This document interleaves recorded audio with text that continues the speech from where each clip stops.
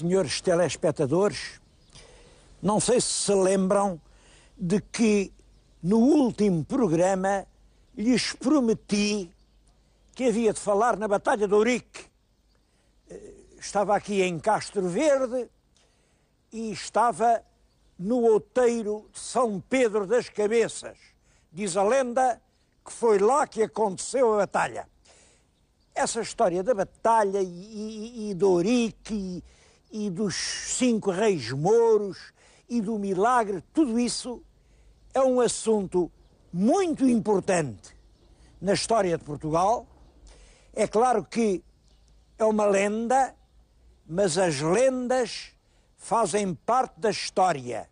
De qualquer maneira, é um dos mitos basilares da história de Portugal.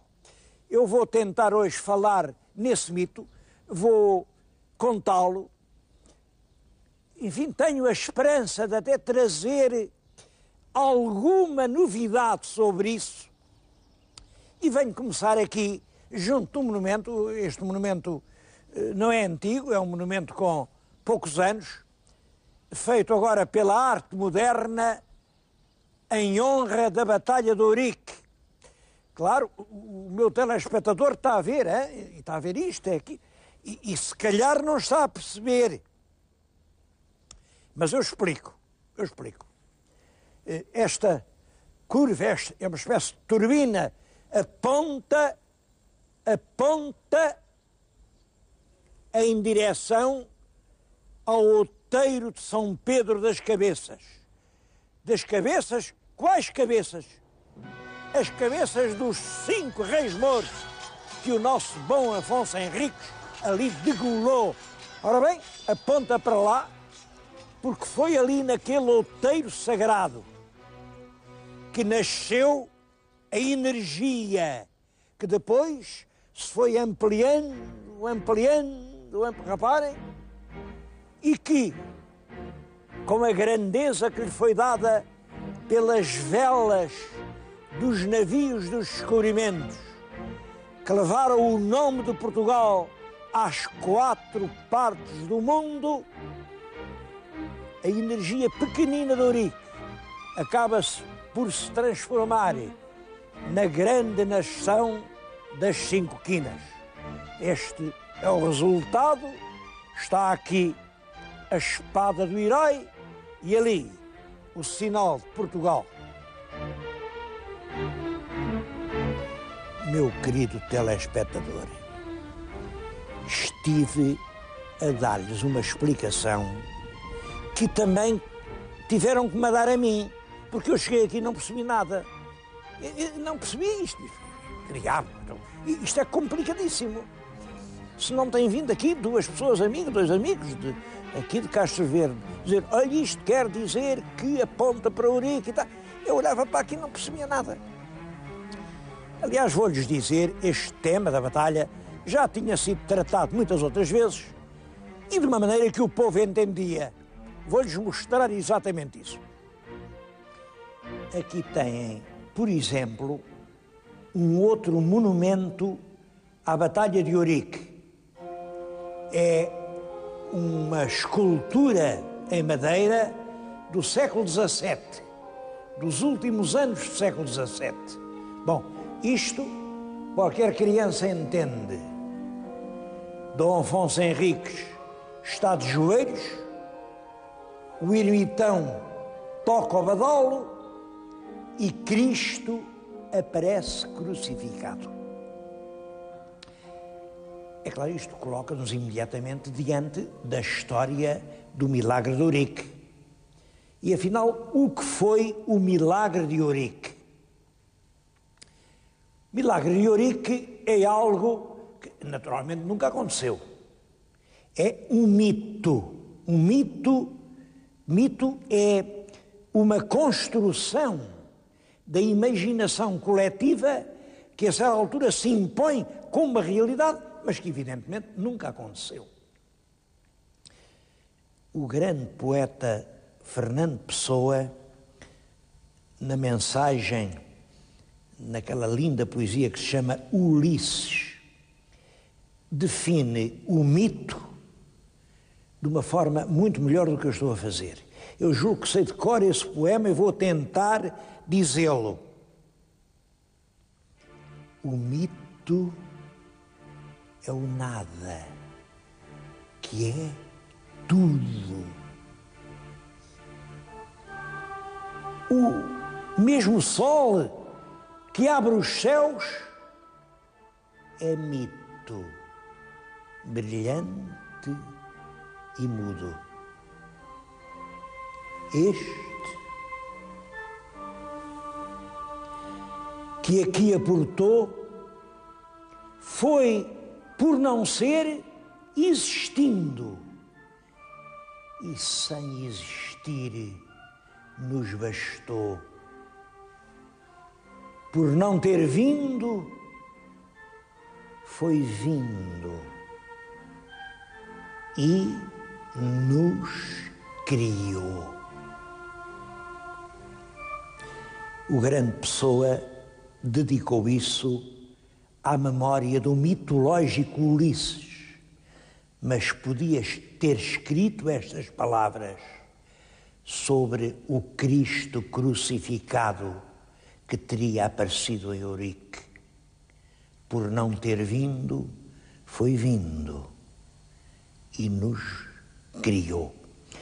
A monarquia portuguesa desenvolve-se inteiramente sobre o mito de Eurique, sobre esta ideia de que, na iminência de uma batalha terrível em que todos ameaçavam ficar esmagados, Cristo aparece ao nosso primeiro rei, que além vemos joelhado, e lhe diz: Afonso, não temas, tu estás do lado da verdade, tu vais merecer a vitória. Estou a dizer-lhes isto na Igreja Matriz, Basílica de Castro Verde. Toda a Igreja é consagrada ao culto de Eurique.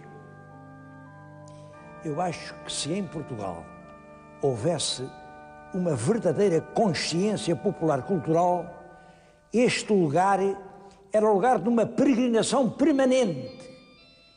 Esta, sim, é a Basílica do grande milagre português. Infelizmente, é uma igreja ignorada, ninguém passa aqui. Ela não foi a primeira, há uma outra igreja aqui ao lado, em que se tentou perpetuar para sempre o milagre de Eurique. Eu vou-lhes mostrar os quadros da outra igreja, a dos Remédios, e aqui os grandes painéis de azulejo que contam para a posteridade essa linda história de um mito que já ninguém recorda.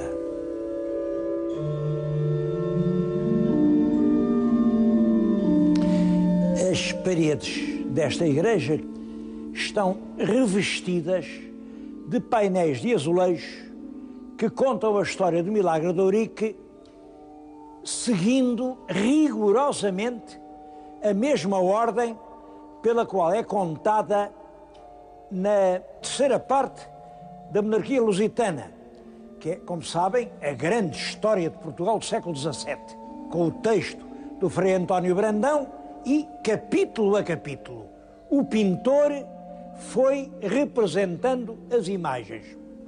Isto é de cerca de 1730, portanto, do tempo do reinado do rei Dom João V. 1730 é uma época de grande prosperidade para Portugal. Vem ouro do Brasil, vem diamantes do Brasil, há muito dinheiro para tudo.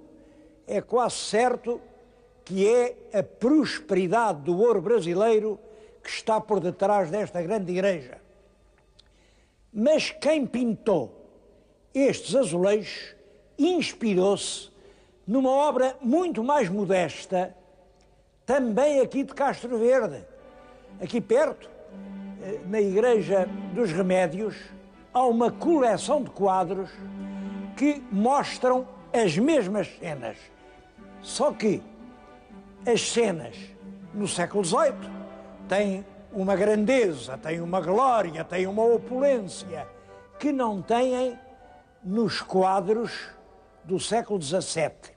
Eu penso que os quadros dos Remédios devem ser 50 ou 60 anos anteriores a estes azulejos. Reparem, estão agora a ver lá nos quadros Dom Afonso Henriques a fazer a guerra aos mouros. A mesma cena está representada além, vejam, Dom Afonso Henriques a fazer a guerra aos mouros. Bem, vem por esse Alentejo abaixo, mas de repente encontra um imenso exército. Ele não contava com isso. Reparem a mesma cena na tela do século XVII e agora vejam como as coisas se passaram no azulejo do século XVIII. Bom, aí o exército do Dom Afonso Henriques, que eram poucos, os cavaleiros que acompanhavam o rei, ficam com muito medo. Até estão agachados, reparem, ficam com medo e vão dizer ao rei: a gente não pode dar uma batalha a esta imensa multidão, vamos ficar aqui esmagados. O rei mostra-se preocupado e no painel do azulejo está o rei a ouvir as queixas dos fidalgos, já está a receber um velhinho, uma espécie de frade, e já está o rei a dormir, porque o rei, a dormir, sonhou com o tal frade. O frade era nem mais nem menos que o ermitão de uma igreja que havia ali, que tinha um badal. Lá está ele a tocar o badal e disse-lhe: olha, quando ouvires tocar o badalo, sai fora da tua tenda, sai fora e abre bem os olhos. Bom, assim foi, a certa altura, no seu sono, o rei ouve tocar o badalo, vem cá fora e o que é que ele vê? Olhem, vê Nosso Senhor Jesus Cristo crucificado numa cruz, numa grande auréola luminosa, rodeado de uma corte de anjos. E Nosso Senhor disse-lhe: Afonso, não temas. Quem dá as vitórias ou as derrotas sou eu. Não temas. Diz aos teus soldados que podem contar comigo. Lá está. Reparem a diferença. O quadro do século XVII é uma aparição, até Cristo era pobre. Tem 2 ou 3 anjinhos, está ali. E reparem agora o magnífico painel de azulejos do século XVIII. É já bem a corte do Dom João V. Dom João V também tinha muitos anjinhos à volta dele, muitos, e não perdia o tempo. Bom, perante isso, vem depois a terceira tábua. O rei Dom Afonso Henriques diz aos seus soldados: Cristo apareceu, tendo confiança, vamos dar a batalha. Bom, segue-se o painel da batalha.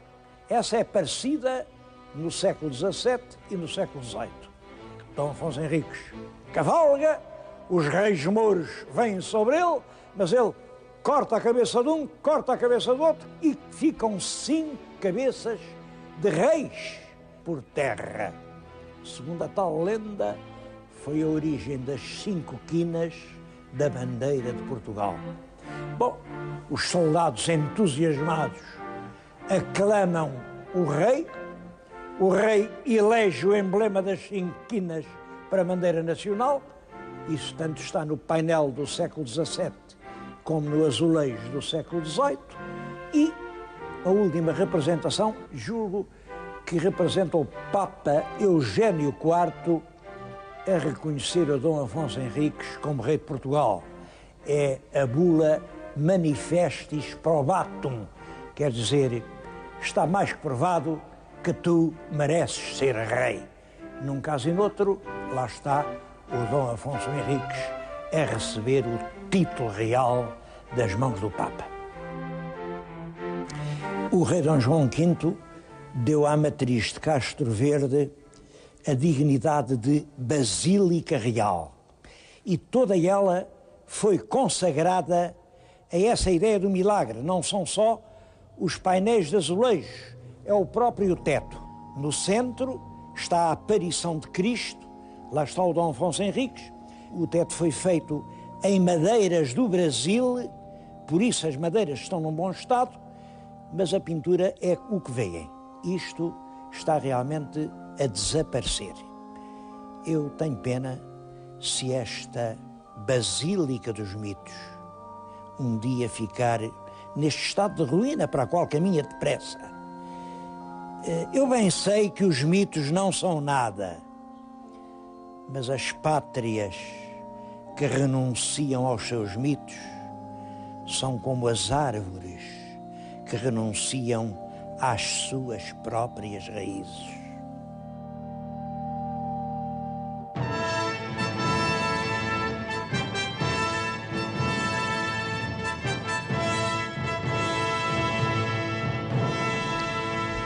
Castro Verde fica nesta grande região do Baixo Alentejo, a que chamam Campo de Ourique. Bom, e foi por isso que se entendeu que a batalha foi aqui. A verdade é que a primeira notícia que há sobre a batalha é uma notícia num cronicão conimbricense, é o mais antigo, não fala em milagre nenhum, limita-se a dizer que naquela data, que é realmente o dia de Santiago, de 1139, in loco qui dicitur Ourique lis magna fuit, isto quer dizer, no lugar a que chamam Ourique, houve um grande combate, etc. Ora, em Portugal há vários lugares a que se chama Campo de Ourique. Há este e há muitos outros, há pelo menos meia dúzia. Eu já levei, aliás, os meus telespectadores ali perto do Cartacho, onde lhes mostrei um grande monumento a esta mesma Batalha de Ourique. Bom, a história é a seguinte, é que realmente o rei Dom Sebastião veio aqui e foi ele quem mandou fazer aquela capelinha que se vê lá em cima, porque no século XVI a lenda do milagre já estava inteiramente constituída, toda a gente acreditava nela, toda a gente, e o rei veio aqui, mandou fazer aquela capela. Depois, o grande historiador Alexandre Herculano também não viu razões para duvidar e acreditou que sim, que a batalha fosse aqui, no fundo do Alentejo. Mais tarde, vem outro grande historiador, o Dr. David Lopes, e grande conhecedor das coisas árabes, e disse que não podia ser aqui, era impossível ser aqui. E é por causa do Dr. David Lopes que se fez aquele grande monumento, por causa dele, quer dizer, por causa da tese dele, que se fez aquele grande monumento em Vila Chã de Ourique, ao pé do Cartacho. Bom, depois, olhem, o meu pai também tem uma tese dizendo que não era aqui, nem era no Cartacho, era ao pé de Leiria. Depois disseram, não, isso não pode ser, porque Leiria é muito perto do castelo. Pois é, e esqueceram-se de acrescentar que esse mesmo rei, Esmar, esse mesmo rei Moro, que travou aqui a Batalha de Ourique, ou travou em qualquer parte da Batalha de Ourique, poucos meses depois estava a atacar Leiria, matou a maior parte dos cavaleiros cristãos que estavam no castelo e levou preso o governador, que era o pai Guterres. Quer dizer, o Esmar andava ali pela região de Leiria. É, portanto, extremamente possível que a Batalha de Ourique também fosse para aquele lado. A verdade é que foi num Ourique, não sabemos qual foi, e por isso acho que é, de certo modo, induzir as pessoas em erro, pôr assim tabuletas tão perentórias como aquela. São Pedro das Cabeças, local histórico da Batalha de Ourique. Só se pode dizer São Pedro das Cabeças, lugar que a tradição relaciona com a Batalha de Ourique. E há outros locais igualmente relacionados. O certo é isto, a batalha foi assumida pelos portugueses, pelos historiadores portugueses, que ali pelo século, talvez XIV ou fins do século XIII, em cima da batalha, puseram aquele acrescento do milagre. Como é que isso terá acontecido? Nas crónicas antigas não se fala de milagre. Fala-se, sim, na batalha. Uma batalha que, é claro, com o tempo vai sempre aumentando de importância. Uma descrição já muito completa do milagre aparece na chamada Crónica dos Sete Reis de Portugal, ou Crónica de 1419. Essa crónica, que é, sem dúvida nenhuma, das mãos de Fernão Lopes, embora não tenha assinatura, já conta o milagre e diz que a encontrou assim escrita em documentos mais antigos. Eu não tenho dúvida nenhuma que Fernão Lopes não era capaz de inventar completamente um assunto desses. Ele já encontrou isso registado nos documentos que compulsou. E o Fernão Lopes era um grande investigador. Ora, o que acontece é que em Espanha, durante o século XIII, estou-me a lembrar da Crónica do Mundo do Bispo de Tui, o Dom Lucas de Tui, estou-me a lembrar no De Rebus Hispaniae, das coisas da Espanha, do Dom Rodrigo de Toledo, que era o arcebispo de Toledo. E aí, nesses dois livros, o livro do Dom Rodrigo de Toledo é de 1243. Não tenho dúvida nenhuma, porque ele põe lá a data em que o escreveu. 1243. O do Lucas de Tui há quem diga que é poucos anos anterior, eu penso que é poucos anos posterior, porque conta a mesma coisa, mas já com muito mais desenvolvimento. Ora bem, cópias desses livros chegaram aos cartórios portugueses, chegaram certamente a Coimbra, chegaram certamente a Alcobaça. E os portugueses, os copistas, os frades piedosos, a Ordem de Santiago, inventaram para aqui um milagre muito parecido. Também vão os portugueses, esfiados pelo seu rei, atrás dos mouros. Os mouros são muitos, os mouros caem sobre eles têm que se refugiar assim num cabeço aqui como este. Durante a noite aparece o Santiago, ouve-se tocar a campainha, o Santiago diz: não tenham medo, eu estou aqui para os proteger. O rei conta isso aos seus soldados, os soldados, cheios de fé em Santiago, caem sobre os mouros e alcançam a vitória. Como vê, aqui a diferença está em que, em vez de ser apenas o Santiago, é o próprio Cristo. No mais, a lenda da Batalha de Clavijo, que é essa lenda do Dom Rodrigo de Toledo e do Lucas de Tui, e a lenda do Milagre de Ourique, podem praticamente justapor-se.